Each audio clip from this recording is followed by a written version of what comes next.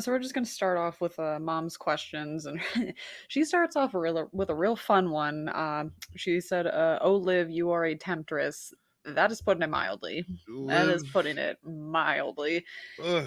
Who I Last night was crazy. it really it's the I think the best way to put it is that the story is doing a very good line of blurring who's aligned with who, whose allegiances to who, because just when you think it might all be Dominik, then it's like, you know what? Finn and JD might have something to do with it. And they Yeah. might be framing Dominic, or is Dominic just being a really good liar because he could do that? And Mm. poor Damien's just like, I'm just trying to keep my title, but, so I feel bad for Damien, but Imagine, because I never really thought of that. Like, it does make sense because why is Finn, like last night when I was watching it, if you saw the clip I posted, I was supremely happy that Balor kind of stepped in because yeah, if not, like that was gonna be bad for Dominic. Like he was gonna fold like a beach piece of chair. paper. Yeah, he was done for. So I was like, Balor's a good friend. He's doing the right thing. He's getting Dom out of a hot situation. But now that you framed it that way, I don't know. Like it's Exactly. It's like, it, that's a good thing. It's like, you don't know what's going to happen. yeah, yeah. That's the thing. Like it's funny because this storyline, it's like it's like sitting in front of the TV watching All My Children or General Hospital. Like it's Literally. some weird stuff. But it's wrestling. But it's not.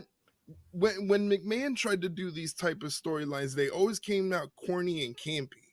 You Yeah. know, like Yeah. it always had to have an element of what the fuck is going on here? Like, Hmm. like what are we watching? Are we like 5 years old or something? Yeah. This is a creative way to do a love triangle sort of who's messing around with who, Yeah. what's going on here. It's very creative.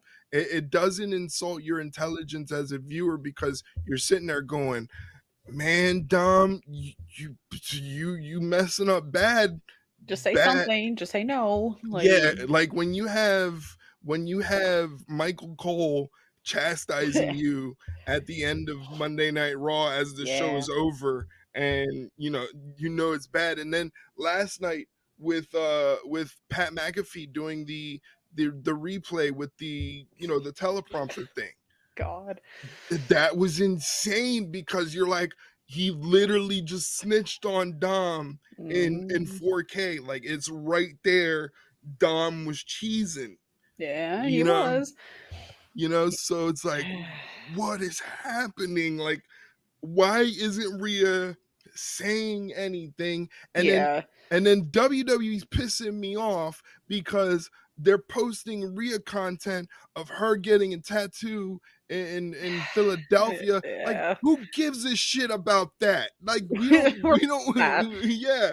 We want to know what Rhea thinks, and then Liv's playing ultimate chess. She's Oh, over yeah. here mass liking all of Dominic's posts on Instagram, And like then he posted. And then he posted. Like, but she's a complete psychopath. Like uh-huh. that is psychopathic behavior. Or is she crazy like a fox? I feel like she's more crazy like a fox. She knows what she's doing. Either way, it's red flag behavior. Like like Yes, like, don't date anybody like that in real life, no, but it's fascinating to watch on TV. It's just, I find it very hard to believe that, like Damien says, are you sure like Rhea's okay with this? Like, everything's fine. Oh, yeah, everything's fine. Everything's fine. Yeah, bullshit. yeah, It's not. it's almost a mimic of like what's currently going on with the bloodline, where Paul Heyman's like, you've talked to Roman, to Solo, and Solo's like, yeah, I talked to Roman, I talked to him earlier today, and we all know Mhm. it's complete bullshit. But Yeah. again, it's like, again, everything looks like Dom, but why is Balor interfering? What is Balor's intentions? And then where does JD lie? Is he playing the fence? Is he team Dom or is he Yeah. team Finn if Finn is also caught up in this and he's lying? You know? Yeah. And that just leaves Damian Priest, the world heavyweight champion, as Carlito, the probie of Judgment Day, as his only ally, and they can't get along really. And it's like, this is crazy. Yeah. It well, and like my thing too, a couple weeks ago, remember JD had the purple bandana, Yeah. the same one that was in Liz's pocket. So it's like, what are we doing here? Like, what's happening? I don't. It just makes you want to tune in. It's a good thing. Yeah, this is a crazy, crazy storyline. This is a creative thing. And then the thing is too, I enjoyed the previous week with the cage match, Yeah. how they weaved in the Braun Strowman situation with JD McDonough and made that consequential to what happens in the cage match, and it still ties in with the Judgment Day. Yeah. That's like weaving in two separate stories into one really quick to make sure you're like, okay, you got to pay attention. You know, Yeah. things Yeah. things are happening for a reason. These are not throwaway situations. The every little detail in terms of creative is happening for a reason. Yeah. It's that's what I love about Triple H and his stories, man. Everything's there for a reason. Yeah. He's not going to include something just to be stupid, and if he's Yeah. going to include it, it could be to throw you off. It could be to tip you off. Mhm. You Like don't that know. the bandana situation is a perfect, is it a situation or is it a nothing? You know? Exactly. You know? It's it's just gonna be I don't know. It's wild. Wild. It does that thing that we always say needs to happen. You need to tune in, and they are making you tune in Yeah, every week I because it's like really want to know what's next, what's gonna happen.